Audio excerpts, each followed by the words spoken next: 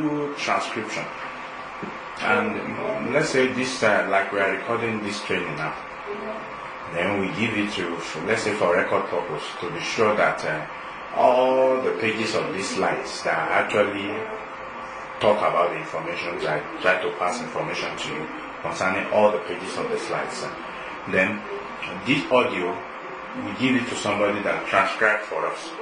You know what happens most of the time in audio is that, you know what, the way we speak is not the way we write most of the time. If I'm going to be writing what I'm saying to you now, I will be careful with the way I put the sentence must be correct. And you know, I was going to say I will be careful about, and I jump to the sentence must be correct. You know, when you are writing, that cannot happen because it will not make sense to the person reading it. So you need to do proofreading when you are writing such very important when you are making such important writing, like you are writing to a regulatory body that has to do with your department in the government. You want to write to them. Maybe you need something to be amended in, I don't know, maybe your organization came out of government, maybe a parliament proceeding. Did they establish you by law? Yeah. Let's say, since they establish you by law, that means you cannot just change your operation anyhow. Yeah, you can't. That means you must go through the law also to make amendments. So if you're going to do that in that kind of a circumstance, you know, when you want to communicate, you want to write a letter or you want to write something to the parliament to say, okay, our operation is being hampered because you've not given us capacity to do this, to regulate, like the content of this radio station that you are listening. Maybe you want to regulate their content. Maybe their content, you feel like the body that is given to regulate them, they are not involved in licensing them, so they don't have information. You are the one that has information, so you should be the one that regulate them. So you now want to write to the parliament that please, you need to amend this law so that we can do regulation too, because we are the one that gave these people license. We know them better than these people regulating them. Then you need to write in such a way that the information you are passing across is exactly what you want to pass across. So you need to proofread it before you send it, or you make that information available to the right person. Why is writing so hard? You know, people find writing hard. This next slide is not asking, why is writing so hard? And you will discover that why electronic is now being used for everything is because people consider it as hard. You will see, even journalism now, before, when you want to cast news, you hold your synopsis, or I forgot what they call the news copy. You hold the news copy, then you start reading. But later they felt like it's not everybody who has that capacity of all those olden days and journalists that they still hold the paper, but yeah, they will give you eye contact on TV. So they now design teleprompter. That teleprompter is exactly what is in front of you that is on teleprompter. But when people think you are looking at them, you are looking at the teleprompter, but the camera that is showing you live to people is also somewhere beside the teleprompter. So while you are looking at the thing you are reading to them, that they think you are looking at the camera, you are reading from the screen. Let me now say, there is a camera shooting me from here, and I'm not saying why is writing so hard. And people will think like, okay, maybe I'm teaching, or maybe I'm giving the lecture from my head, but actually it's from inside the teleprompter that is in front of me.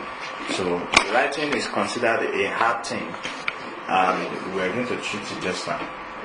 The number one point says language in idiosyncrasy, and he went under many bullet points that begins with the bandage was wound around the wound.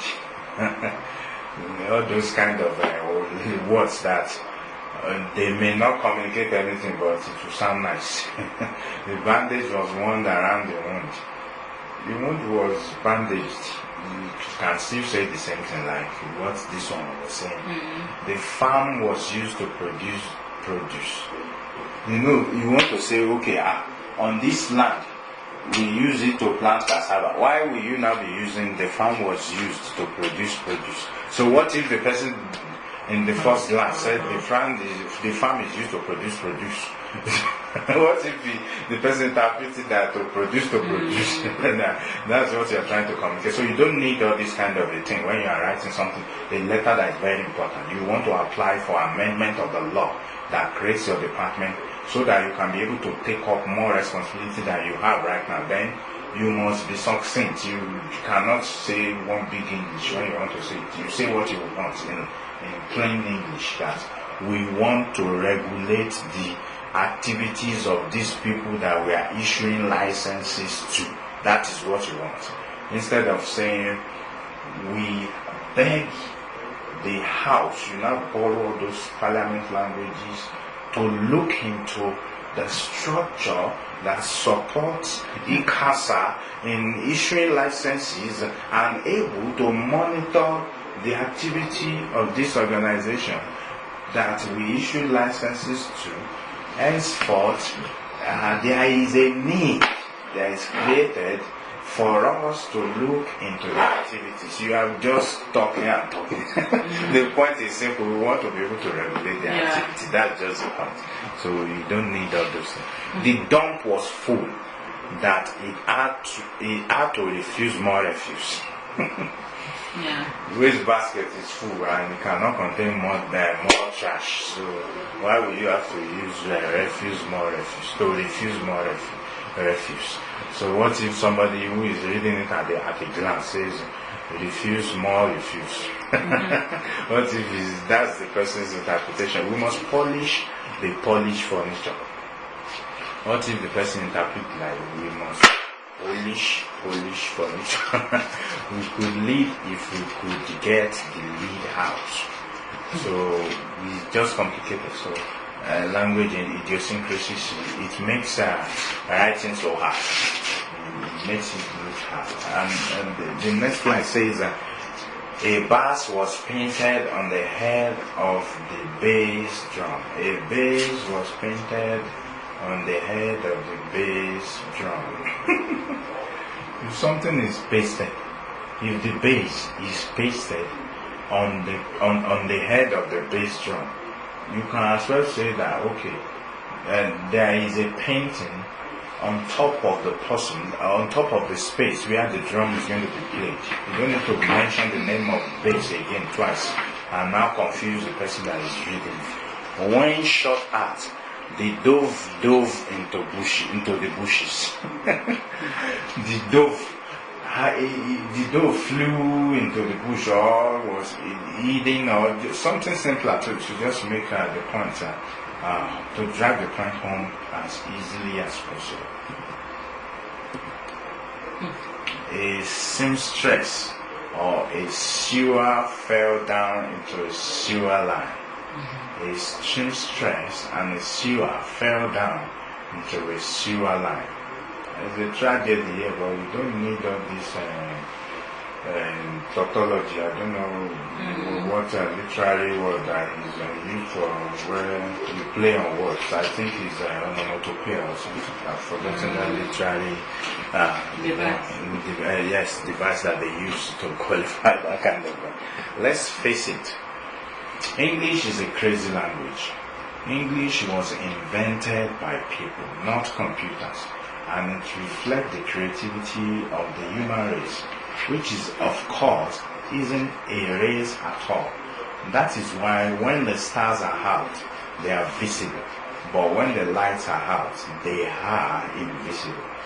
This is a saying by an unknown author, trying to let us know that the language, this English language that we're using in most official communication and business communications, in itself is invented by people. And if something is invented by people, that means they have a purpose for it.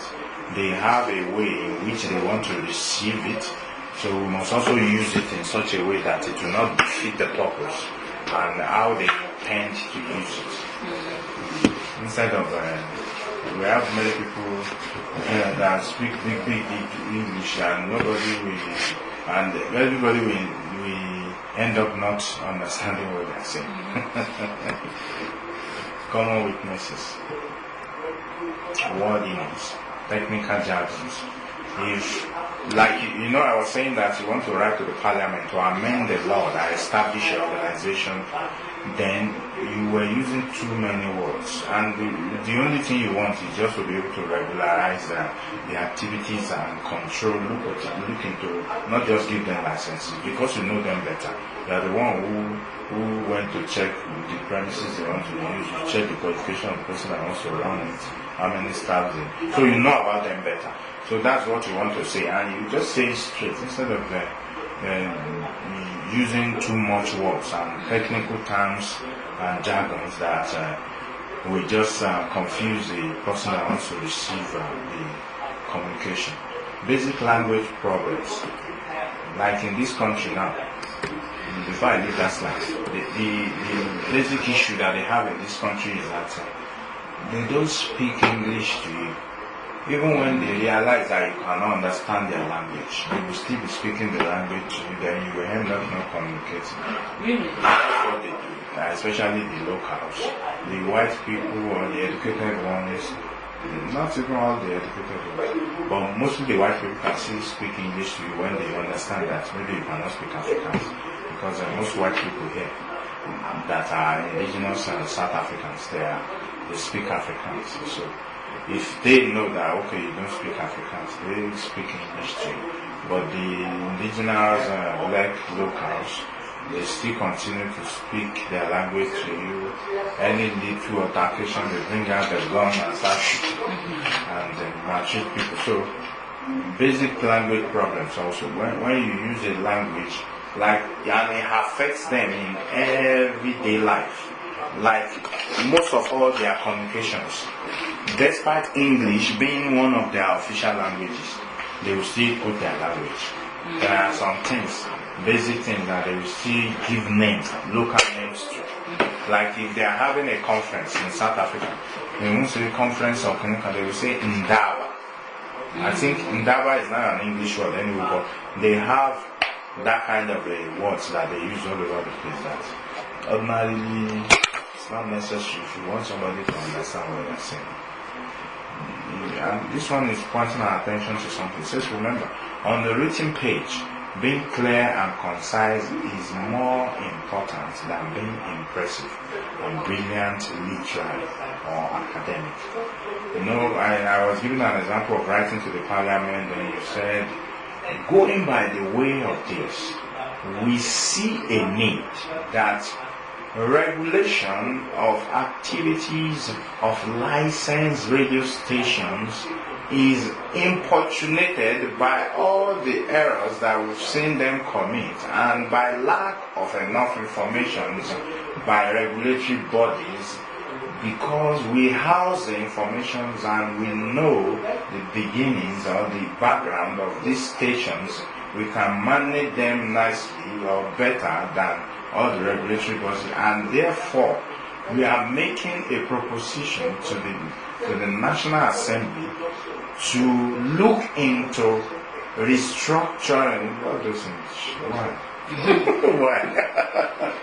The simple thing you want to tell them is that they should give you the opportunity to be able to control the activity, so you don't need to now be using all the English that they are familiar with. They have to say, this guy is good, he knows. But at the end of the day, did you achieve your purpose? Is it everybody that read it that quickly gets the information you're trying to pass across? So we must put that in mind, that on the written page, if you are writing in business communication, you must be clear, you must be concise. It is more important than impressing people with nice English that will show that, okay, this one is a PhD holder, because he knows all this stuff. So being clear and concise is more important, because at the end of the day, anybody that picks your own and the one that was using grammar will understand your own and quickly attend to you before they attend to the one using grammar. Maybe the one using grammar is 20 pages and your own is just 2 pages, and they read 2 pages. Everybody, you are given 2 reports, 2 page, 20 pages, then you prefer to quickly deal with the 2 pages and attend to it better than the one that is using 2 reports. The next slide says business writing tips. That if you want to write communicate in business, in maybe organizational communication to the outside world or to your clients or stakeholders that has to do with your industry that you interact with on a business basis, then these tips is what you need to have in mind. You need to put them in mind. You must know the audience's preferences. The preferences of the audience must be considered when you are writing in business concerning your stakeholders. If you are writing for the stakeholders, you must understand their preferences. What do they want? How do they want you to write to them? Is it an organization that email is better? But Parliament, you can't send email to them because they have record of a law they change. So you must make the document. And when you are making the document, you must ask the clerk of the house that, okay, how many copies of this document must I submit? Because when they want to review, if they want to do parliamentary debate, all of them must have copies. So if you want to submit that they must amend the law that they establish a department, you can't just send email to them. And even if you are going to hand a letter or a report to them, you must make the number of copies that is needed because they won't help you to make that copies there. So instead of you now, because of that, they will not hear the proceedings will not hear what you want to say to them because the copies are not available. You must know and communicate to them in the way that they prefer or that is specified by that particular person. Be adaptable. That is, try to be someone that when you want to communicate, you've always been communicating in a particular way. You've always been sending email. But you know that when you want to communicate with the National Assembly, you need to write on paper, black and white. You cannot say, okay, I'm not used to communicating in writing. I must use my email. Where is the email for the National Assembly? Then you send it there. Then nobody will attend to your matter. So you need to be adaptable that this kind of communication that I'm going to do, this is the right medium for me to be able to do it and use it. Like these slides now, I have it on my phone, but in order for me to be able to communicate effectively so that I'm not the only one, because this computer is facing me, then I can't use my phone. I need to use a system that can work with this projector so that you can see what I'm saying, so that we can be on the same page and learn from each other and get exactly the purpose achieved for which we are here. Use reference materials. Use reference materials. If you are writing like to the National Assembly concerning the amendment of the law that established your department, then you need to know that act that established your department. If it's Act 40 of 1990, under section something that is established, you need to know it and refer to it. That my department, which is established in 1995, under the Act 40, under section 4, subsection 6, that establishes is now where you are now seeking an amendment to this particular act. So any one of them that has a constitution, since you used that reference, you will just go to the constitution and say, okay, Act 4, page 14, subsection 2. So they know exactly what you're saying. All of them will have the information. Then you will be on the same page. Then you achieve your purpose easily. And maybe the reference materials may not be the constitution in some aspects. Maybe you need to communicate about maybe the activities of some other department. So you need reference material since you are not in that department to know exactly what it is. So you need to refer maybe their workbook, the workbook of that department. So you know what they do and you'll be able to communicate about what they do.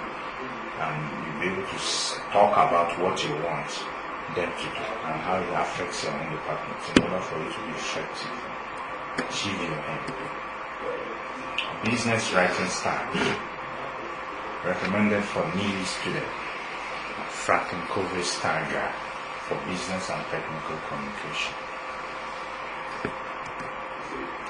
Word to the wise. Memorize most troublesome rules when you are writing the tips, the steps for business communication. Memorize most troublesome rules. If you are writing to the parliament, start from the, I don't know, is it the parliamentary system that is operated in Ghana? So you must address the first persons first, the next persons. I'm talking about what you are writing. You must know how you address them. You can't put the clerk, the staff of the house, ahead the principal people that are all that look at the house. So it may be the one that will receive your report, but it's not the one that will attend to it. So if you make that kind of a mistake, I was writing a proposal to one consulate here. So the man that I was writing to, I know him as the information minister, like few months. So I was now writing to him as the information minister, not knowing that he has been promoted to the head of chancery. He's not the head of chancery. He's the next to the consular of that consulate. So I did not know they promoted him. So when I was going to address the proposal, I say I'm writing through Mr. Abraham and put his initials and the position. Then I now put the position that is wrong. So I sent it to him. So when he saw it, he said, "This is not me anymore. This is my name, but this is not my office. This office that you wrote, information is now being held by another person. So this letter cannot come to me." So I had to change it. So the rules of writing, you must know it in heart. Okay, this is how to a memo does not need to carry the address of the staffs. Number 18, you don't know the names of streets in Ghana, something in Accra, and you are just writing a memo. So the rules of a memo is to hit your points. You are in the same organization, and to communicate with them. Memo date is very important. The purpose of the memo. You have communicated, and there is a record that you said you address late coming. Maybe the memo is about late coming. Everybody must be in the office at 10. Then you give warnings that anybody that comes after 10 o'clock will be fined, or maybe they will deduct hourly. They will make hourly deductions from their salaries. All the rules of writing, you must know it in heart. For most people, those include apostrophes, hyphenated words, semicolon, dashes, rule breaker rules. Like all these things, you need to just know them. That when you are let's say these ones are punctuations. Like if you want to address the consul or maybe the high commissioner of a consulate, then you must use His Excellency. You cannot call them Mr. Just Mr. something, because they are like the president of the country in that place they are representing. So all those rules you must put on your place. If somebody like a lady who is married and still wants to keep the name of her father as part of the surname of the husband, then you use hyphen to just so that you can't write two surnames together. You put hyphen, then anybody that sees it will understand. Are you supposed to put? Yes, you put it so that they will know that okay, this is the name that I'm bearing before. That my husband's name is now the last one. Like let's say before someone gets married, her name is Gladys. I want to use a Ghanaian name that I know.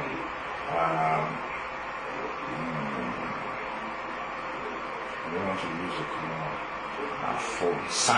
There is one of my friends here that is Afonsa, Alex. So let me say Gladys Afonsa is the name of the person before getting married. So the person I will get married to Richard. So you see say Gladys Afonsa, then you now put an hyphen, then you put Richard at the back. So he's still the same person, but he's now married to Richard. So those rules must be used so that your communication will be effective. Practical matters. like in your office, what is the role? Who do you report to in the office? We have a senior manager. Okay. So if you are going to write to the senior manager, I'm sure there are some standards in writing to him. It's either maybe you send a mail or maybe you do a memo to him. And it's not everybody that can do a memo for and put it in the board and put it on the notice board. If you want to do a memo to communicate to the boss and all of that, maybe there is a file for memo that we put on his table so that I can read and know that okay, there is a communication like this that goes on. So the preferences of professors, the boss preferences. So that's what that one time issues. You need to be critical about time. I said that when it has to do with memo that is addressing late coming and he's giving deadline, then it must carry time. Time is very important in that kind of communication because you want to address an issue of disciplinary issue. So, and you want it to stop. And you've given time. Okay, I'm giving you grace of this time. Anybody that comes late again after this one, that means it must carry time. So time must be addressed in that kind of communication. Stress issues, the way I will address that is that when you are making a communication, you need to make sure that the most important information is stressed, is highlighted. If you are going to use a memo on disciplinary issue, then the title should be late coming, warning for late coming. So even if you don't read the rest of what is inside the memo, you know that there is a warning for late coming. So the only thing is that you check what are the disciplinary measures from now on. So if you've been waking up at 5 a.m. before, and that's why you're always coming late, then you adjust to 4 a.m. So at least you won't have the same result because you already saw what that information is carrying. Executive summary is how are we doing on time? Executive summary is the most important part of the document. Last piece of document created, very short, introduction, body, conclusion, enough detail to reflect content. In business communication, the executive summary, it gives an overview of all the writing. If it's a report, on the summary, it gives everything in concise manner. It's like the miniature copy of the whole communication that you've done. It's a small one of it. So it still contains the vital information, contains little information concerning each headings that you have. And the first point says the most important part of the document must be inside the executive summary.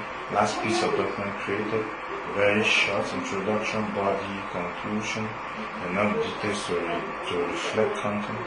Must be concise, complete, enough. Even a full document is never read. In the executive summary, the person should be able to have an idea of what is communicated. Like if you're writing to the parliament and the executive summary, or if you're making a report to your boss in the office, and the executive summary should be something that, okay, he has 20 reports from 20 departments. You can be able to open to the executive summary part and be able to have an overview. Maybe he's going to a meeting with every one of you and he has just 2 hours to look at 20 reports. In the executive summary, you should still be able to have an idea of what each and every department has given as their report. Send me a sample of the executive summary. Let me put it as well.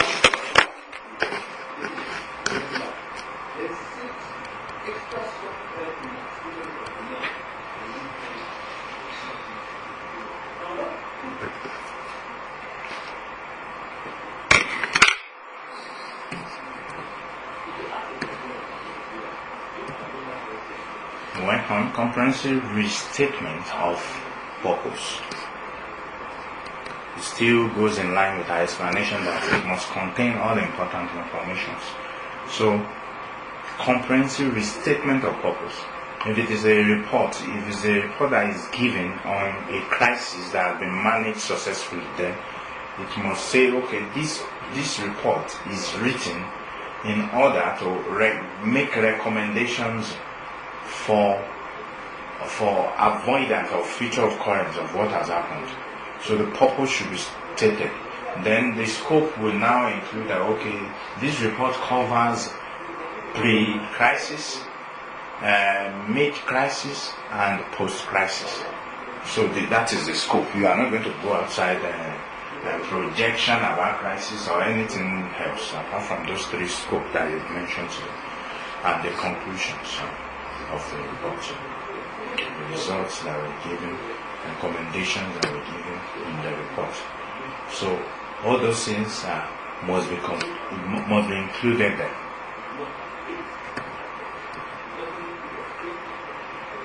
He's saying that in the executive summary, you cannot just put something you now remember. I didn't put this, let me not put it in the summary. No. It has to be summary of the whole thing. So you cannot include something that is not in the whole thing. So it has to be summary of the whole thing. The summary and the inclusiveness of all the important information in the whole thing. So it's not a part where you remember things and put something that is not in the whole communication or in the report. Use transitional words or phrases. Transitional words are words that introduces the next line of communication. Transitional words are words or phrases that introduces the next line of communication, that it shows that something is coming after this one. So you must use them inside the executive summary. So maybe you're talking about the purpose, then you say, and after this will be, then you now put scope. Then you're talking about purpose in the summary, then you now wrote under the purpose that, after writing everything, you're writing under the purpose that, and then. So that means the person that is reading it is expecting another subtopic under it. So that's what a transitional words does. Follow organization of document. Like when you are writing the executive summary, when purpose is number 1, then scope is number 3. You cannot put scope on top of purpose in the summary. So it will not. It's like a table of content. Most of the table of content, except in magazines. In these social magazines are not decent. They will say on page 17 they put all over the place. But in this kind of a presentation, in this kind of business kind of writing, it must follow the organization. If it is purpose that is number 1, purpose must be number 1 in summary. You cannot exchange the placement of what you are writing about. If it's a report, you want to give background first before you go inside the main report that you are giving. You cannot be writing a background after you've given the report already. And you cannot put recommendation in the summary. You cannot put recommendation before the body, because the recommendation is recommending that after what has happened, this is what we recommend, so that it will not happen again. So you cannot put recommendation first, since it's not recommendation that is first inside the main report that you are writing. The recommendation is the last thing, then it must come as last also in the summary. So you cannot disorganize it. It must follow the normal organization of the document. Do not refer to documents in your summary. I was telling you that during the proceedings, when they want to witness want to give pictures, give documents to back up, some will give receipt. And one lady was saying that she has a funeral policy when her brother died to bury him, but the policy was small. There are some funeral policies, they pay 1,000, some pay 100. So the one that will pay 100 rand, maybe the coffin may not be nice for the person, or maybe they won't provide groceries after coming from the funeral ground and all those things. So that she had to pay 4,000 rands to back up the funeral purchases that she has when she wants to bury her brother. So the receipt was one of the evidence. So they name it. They put ELA 20 something on the receipt. So it goes in for every of all the advocates and all the lawyers. All of them have a copy and the number is like that. So but what this one is saying that in the executive summary you cannot be putting go and refer to ELA 26 where it shows the receipt. No. You don't have time for that. You are in summary, so you don't refer to documents in the, because you are not in, that is not the main document, you are just giving a summary. Do not refer to documents, tables, figures, appendices, references, other explanatory materials. That's no more summary. If you are putting documents like that, that's not a summary. That's work. Determine best uses of technology. We've spoken about that one that time. You need to be sure what type of technology that is suitable for what. Software skills, attachment to be shared via email, how far to trust technology. If is a, we said if it's a communication with the National Assembly, you can't use email. If you want to send sensitive information, like maybe a list of maybe there will be a downsizing in the department, and they ask you as a supervisor that recommend one person. You must recommend one person in your department, or else recommend yourself. They say you must, because we are downsizing, and we need names from the head of the department, because you are the one working with people. You know which one you cannot lose. You know which one you can still do without. So we must recommend. So you want to send the name that you recommend for downsizing. Then that's not a time to now send email with attachment.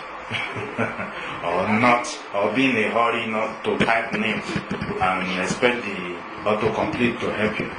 There are three V ways, or let me say three acoswas in the department, and one of them is affected in the name you are sending.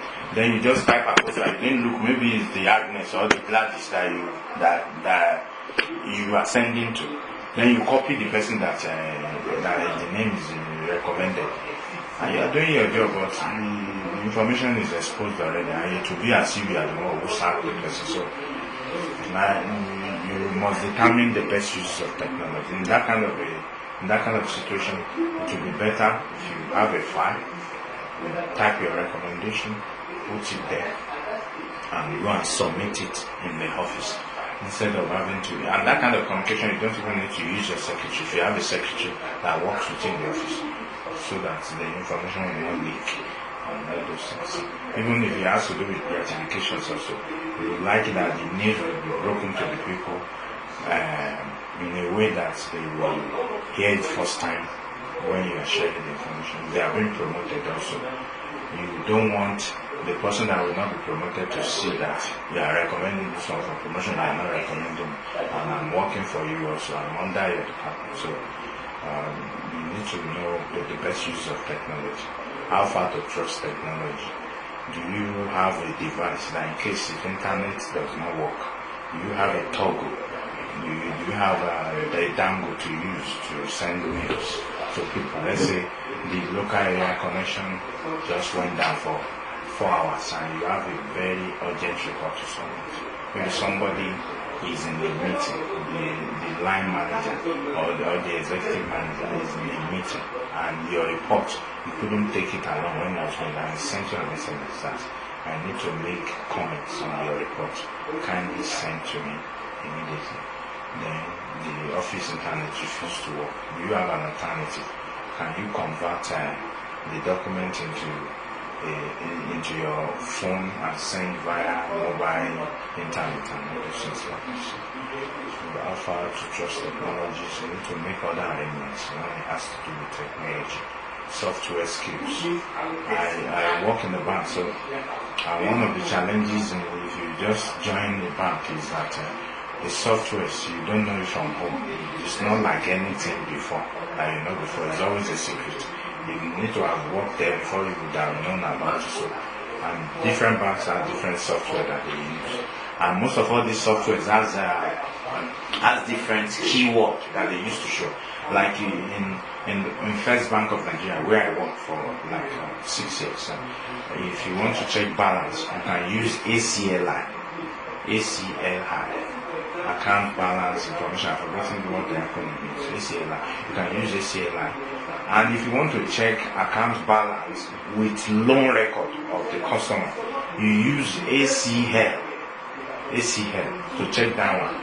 So all those things are different. So you need to master it in order for you to be effective when you want to review it. There are even some of all those things that we use on our software in the bank that you can use to generate reports. Like today now, let's say if you are working in cash, you paid 200 customers from morning to 4 p.m. when you close to customers. Then you want to generate them in order that you do all those transactions. Who is the one? Who is the first? Who is the second? Who is it? Something to determine. Maybe you committed an error. You posted money wrongly into an account, but you are yet to know where. So you now hold the vouchers in your hand. There are some of all those things you can use to print reports. Everybody doesn't know all these things I'm saying. It's because when you try to know more, then you learn something. So if you print those reports, it will help you. You now, the way you put your voucher one after the other, then you check the report. Then you see, maybe somebody gave you 5,000, then the next person is 10,000. But because you are looking at the 5,000 is in your hand, you now posted the next 10,000 for the person that paid in 5,000. So when you now look at that report, because you know you have the skills on software, you now use that report to determine, okay, this one is supposed to be credited 5,000, I credited 10,000. Then you reverse it. There is a way you reverse the transaction. The right amount, so the right transaction will go into the right account. Writing schedule. And in that case, because the banking system in Nigeria is okay, you are the one that will pay. Although each bank has a profit and loss accounts that they are supposed to be using to make up for those kind of errors, but they don't assist in the bank, no matter how big the error is. And you can't contact the person who sends the money. You can, but it will still be on your own. You'll be the one that will be making that effort. I've paid 50,000. Because for me, if I should see it immediately, I will go and remove it. That's what people do. Like, and if I remove it and you want to talk to me, I'll pretend that I will not pick the phone. I'm not the one. But in that kind of a case, we have like the police and all those things that assist when it has to do with big money that you cannot pay, cough out on your own. The legal department or the police will assist them. If it's big, there's nothing the bank can do, the bank will pay. There was a time that I paid 50,000 wrongly into an account, but because the man knows me, so, but he doesn't know who posted. The customer cannot know who posts into his account, but we know. If you post into the customer, I know that I'm the one who posts. Anybody in the bank will know that, okay, this is your staff number that posted. So I posted into his account and he's a customer of the branch. So I know him, I know his house. So I just went to him and told him, this is what has happened. I want to give me 5,000, I put 50. So he now said he saw it, but he didn't know which one of us made that error. And he's busy, he can't come back to the bank again that day. So that there's no problem with that. I will fill a transfer form to return the money to my account, so then I will take the money and be able to balance. So that's what we did. But there was another case when a look-alike fraud. The man knows the owner of the account, dressed like him, took the haircut on our, the way his face is on our system, we shape his hair. But the only difference is that this fraudster is short, it's not that big, but you don't see the size of a man on the system when you want to pay them. You only see their face. So I paid the man, and my supervisor, when you're paying more than $1 million, or you're paying close to $1 million, you are not the only one that will go through the transaction. It goes through another. But this man that I was working with in that year, when it comes to the bank, we just take a seat and take a position as if he's not sleeping, but he's dreaming. He may sit like this. So when you are coming, you think, okay, maybe he's just meditating. No, he's asleep. So when he's sleeping during workout, anything you give him, he will just So, and it was a fraud that day, so we just signed. And it became a big case. It became a big case, but by God's grace, the bank had to pay. But the problem is they gave me a warning letter because of that transaction. So those are some of all those things I'm trying to explain. Establish absolute deadline. If it is a report, if it's a Monday morning report, that means everything about that report, if you are not the type that works from home, must be completed on Friday. Because you are submitting the report on Monday morning. And you don't want your department to be left alone or to be left out. So, time and deadline must be considered. You must know, okay, in order for me to look competent and in order for me to show my competency, then I must give reports at the right time. So meet deadlines on schedule. Don't give excuse every time that okay, please give me 1 hour more, I'll join you in the meeting and still preparing my report when all the others head of departments are there. Work backwards from project due dates to set working due dates.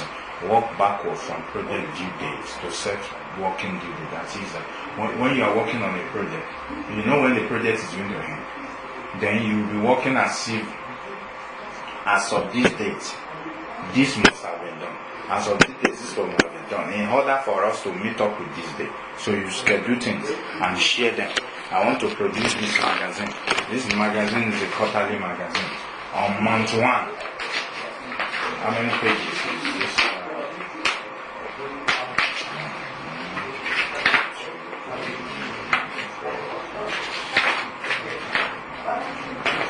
Let's say it's 12 pages, then you must divide them into 3 months. So that at least on month 1, if you have not done up to some pages, you know that you are behind on doing it. So you'll be able to measure your performance based on that.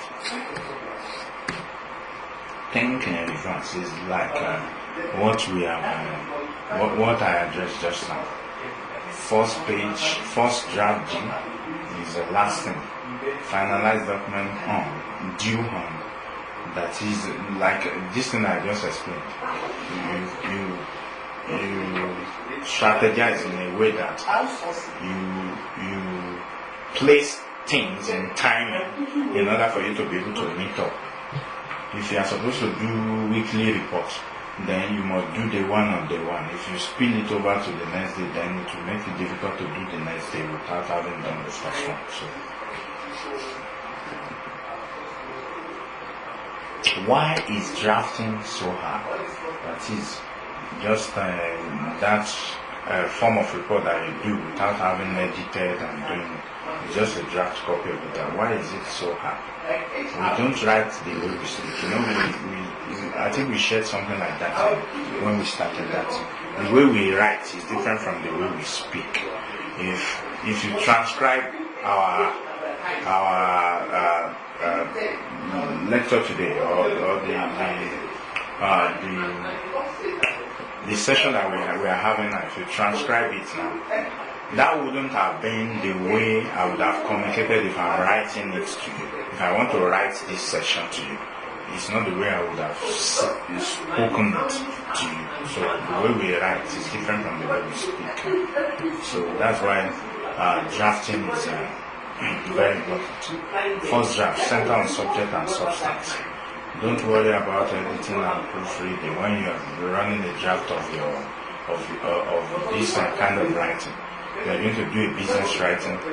The first draft of it doesn't have to look perfect, but don't neglect editing and proofreading also.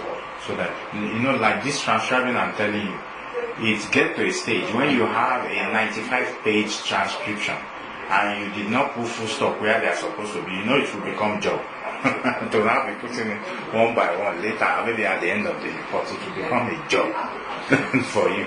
So it's better, the best you can, just be doing it in that draft. Do it in the draft, the best. You just do your best. Don't just ignore it total. Although it's a draft, but at least don't create job when you want to perfect it. When you want to submit it, don't create job for yourself. But don't neglect editing and proofreading. That's what we're saying. And you get the hoops factor. Look at this example they gave us. Is all this painting on the road, but they put H behind C instead of C to B. So that means that we have to erase everything and start it again, or erase the first two and the H and C and be able to now replace it. So to cost them more resources, and they are on a public road. You can't make a typographical error on the road. First, learn to spell. See the way they wrote it also. First, learn to spell. Those are the oops factor. This one, Church of the Cross. Don't let worries kill you. Let the church help. United Methodist Church. The name of the church is the list underneath. They put the other information. They just do it in such a way that membership of that church will be affected. Suppose attendance withdraw. You're asking us a question. Look at the oops factor. This one is saying secret nuclear bunker. When you already said there is a nuclear bunker, so why is it a secret? It's a road sign, and it's saying that in that direction there is a secret there, but you mentioned the secret. So that means if somebody is even a terrorist, they can go there and bomb that nuclear bunker. This one, they are advertising a new product, but look at the way they put it on there. It doesn't make any sense. So now in our business communication, we must make sure that what we are trying to communicate is very clear. It's very clear. Instead of putting food liner as big, you are trying to announce that there is a new product. That one should be bigger, because people know your name before. So you just want to tell them that you have a new product in the house. So you should, the information you want to put to the person, it should be the most prominent in the message. The information you want to put to the person should be the most prominent in the message. So that's just how that one is. This one does not make sense too. You said for parking for drive-thru. You know all these eateries here, like KFC, McDonald's, they have this drive-thru. Like maybe you don't want to go inside the place, you are driving. When you go to a place, you talk to them like, hello, I want 2 medium-sized burger, Coke, and maybe chicken feet or chicken whatever that you want to eat with it. Then you now drive to a window where they would appreciate. So this one is not saying parking for drive. If you are driving through, will you park? So that means the person does not read what he or she is writing, or the mind is not there. Lodging next right, state prison. You can't put this kind of two things together. If there is an hotel, why will you put prison and hotel on the same signage and tell people? People will run away from this hotel because the information is not supposed to be together.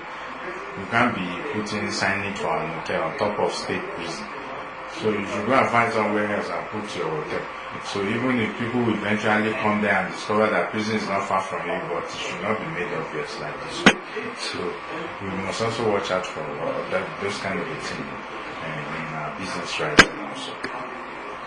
Care to check. So they are now saying, look at this picture.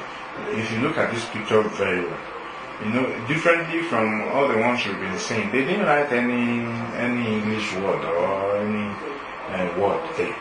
But at least you still know that, okay, people on wheelchair, this is where they take. You see that is somewhere that goes up or down. That's one of the advantages of this country compared to most of all the West African countries. If somebody is disabled in South Africa, the person can actually use wheelchair to get anywhere. In this building, if you check the gate, you will see a place where wheelchair will pass. If you check the toilet, there will be toilet for the disabled. If in this country, everywhere, even in the bus, except all these local taxis, if you go into all these standard long buses, there's a way the disabled can still manage in the bus, and in the train, the same thing here. So if you check the signage, it's communicating to us and there is no problem, and yet there is no word. It's a place where the disabled drive their wheelchair. That's what that signage is saying, and there is no word. So they are not saying that we must learn from this to communicate in such a way that it is simple and it gives the message out to whomever that we're communicating to. It doesn't have to be complicated, but yet we are communicating, we are saying what we intend to say to people. Writing should be this clear. Consider the reader's perspective. How will they see what I'm writing? Plan ahead. It's true. You have made you scribble down something on what the purpose is, so you need to plan ahead. Edit carefully, proofread carefully. Editing is correct the error. Proofreading is making sure that this message makes sense, that the report makes sense, that the writing makes sense. Editing is removing the error. Proofreading is to make sure that you are communicating exactly what you intend to communicate. Have someone else read it, because sometimes we don't see our mistakes. So when you prepare a report and you have subordinates with you, you don't need to feel like, I'm the boss, we must not see that. How will she edit my work and I'll see that maybe I make some errors. There is no big deal in that. So we can give it to someone to edit for us. Even as the editor-in-chief of a magazine, if you write a story, you must let somebody edit it too, because you cannot edit your own work. That means nobody is an island. You still need touch-ups everywhere so that you can get there are even some things that are skimmed that you don't know. Maybe you are out of the office for 2 days in the past week, then there is a rule that has been given and you are not in the office. So maybe when you give it to the subordinate to read, you will not tell you, don't mention this person as the head of marketing department anymore. They've removed this person as the head of marketing, but they said they will only make it effective at month end. But when you want to address the marketing department, the head is no more this person. This person is no more there. So when you give it to someone, they'll be able to give that kind of inferences and help has to do with what you've written to somebody. Let somebody read what you have done. Editing and proofreading in business setting. Editing rules and practice. Avoid cliches like avoid cliches like the plague. They hold hearts. Old hearts, nobody wants to be wearing old hearts, so that you should avoid cliches. Like during this hearing that way, I know you are tired. We are almost done. During this hearing, all of the lawyers, when they want to talk, because you know the justice is the head of the hearing, so they say justice before they start talking. Me, I'm tired. Me, I'm tired to hear justice. What is justice? Talk, say what you want to say. John is justice. So in business writing also, maybe paragraph by paragraph, you are saying although, therefore, although, therefore. It will be too monotonous. So don't start the same paragraph with the sentence. Don't make repetitions. Prepositions are not words to end sentences with. Don't end the sentence with like something that you're not certain of, something that you're trying to just enter. Proofread carefully to see if you have any words out. Proofreading helps you most of the time too. Although you've edited, there is no English error, no grammatical nothing, but does it make sense? Does it? Does it look like the way it's supposed to look? Is it looking like what a manager has written out? It's looking like somebody that is even running as he's writing it. Maybe you're busy and you need to write a letter. But when you proofread it carefully, you see that, okay, and I wrote it twice. Although the highlighter will not say there's an error, but this thing does not make sense. Somebody did it. Don't use no double negatives. Even the way this one is written, it's like double negatives also. Don't is already there. No is already there. So use no double negatives is better. So if you look at the way this is written, you will see what they are saying exactly in the way this slide is written. Don't use double negative, not don't use no double negatives. So it's double negatives. So don't use double negatives is fine, or use no double negatives is fine, not both.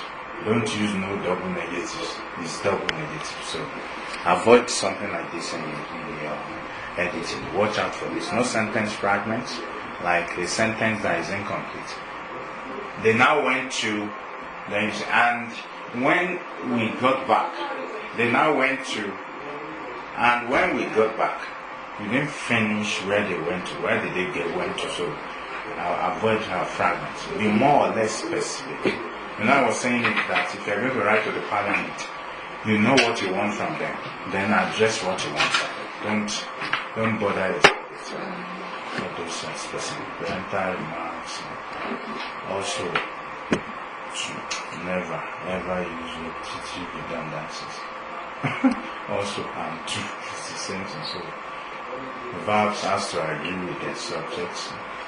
Don't start a sentence with a conjunction. It is wrong to ever split an infinitive. Don't ever sound like infinitives. Spell out all uncommon symbols, abbreviations, acronyms. Focus on content and meaning. Numbers and chart structure and organization. I said that report of that ombudsman and the health department. He numbered all the pictures that are there.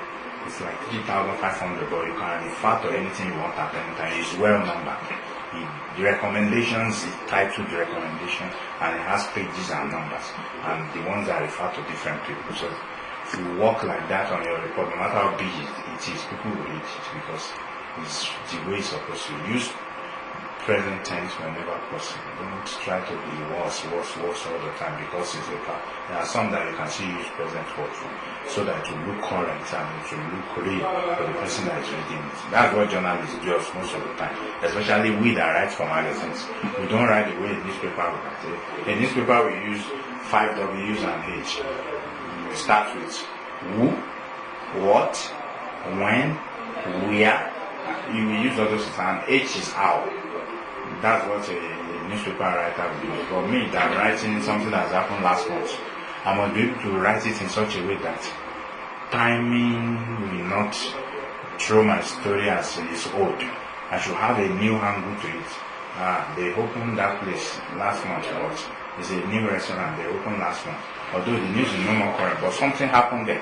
I was a very popular Ghanaian musician. Maybe Shatawale was there. So yes. So I will now write. Okay. No, he hasn't made it. But I listened to it. So maybe. so maybe Shatawale was now in that new restaurant, and I want to write about the new restaurant that was opened this month. Since last month, then I will now write, okay, Shatawale visited or performed at the newly opened lounge. So I'm able to still write the same story, but with a new angle that shows freshness. Be straightforward with wording. Don't try to be when you write, to be direct. It's the same thing with being straightforward.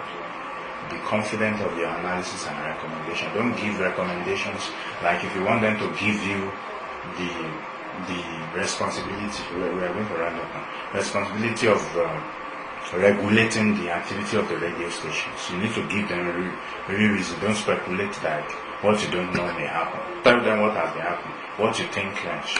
It makes it very important that you do that. Focus on economic precision and directness. Be kind to your readers. Don't use harsh word. Practice. Use active voice. Something that is very, very that you can identify with. In sentences, and this one is talking about active voice. The dog beat the boy. Simple. The podium will present our research at the conference. Scientists have conducted experiments to test their hypothesis. The boy was beaten by the dog. He's going backward. The dog beat the boy. Simple. That's what happened. This one is passive. Why is editing so hard? We don't write the way we speak. We've spoken about that. Most business writing is too verbose. Verbosity is using too complicated words to set out what you do. It is recommended that a legal action against a foreign company for public tender contention will be a once move. This is talking about the way you now rewrite. Maybe when you get your slide, you can look at it. This one is written ordinarily, but when you want to edit it, this is what you just summarize it to, so that it will not be too long. That's what journalists does most of the time. If you have a colon you are writing for, it's just one small colon. Then you have a big story that day. You must find a way to still say everything that happened in that small space that you are given, so that you will not exceed them. This is what proofread and focus on format and usage. Spell check.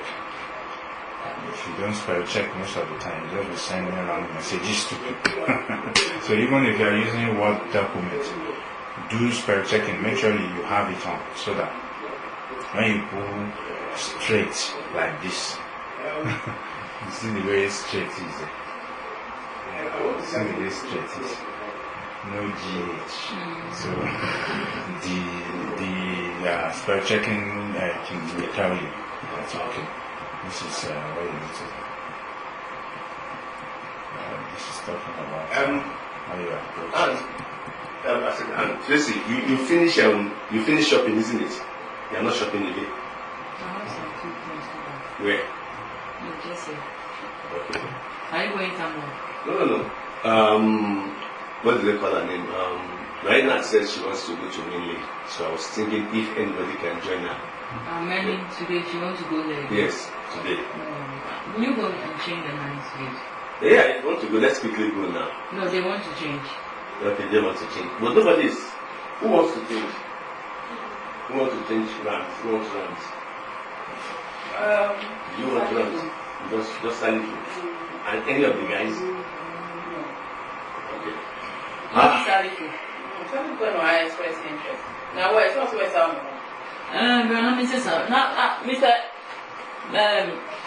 Mr. Twinny, Yes, sorry. do you know what? If you really go with Salifu, I want to banku. What is The that? Ghanaian Food. food. I'm a banku. Ouch. I've been dreaming of that food since last night. Do you know it? It's not good to be doing your food. You need to do deliverance for me. I don't know if Salifu will still go with you. I think they will go. They are going to Sunnyside. You get it in Sunnyside. It's Where? not far from here. It's towards the south side. I'm going to go, baby. So, see your back on the Sunday and then come home after already. This is the By then, we'll go, baby.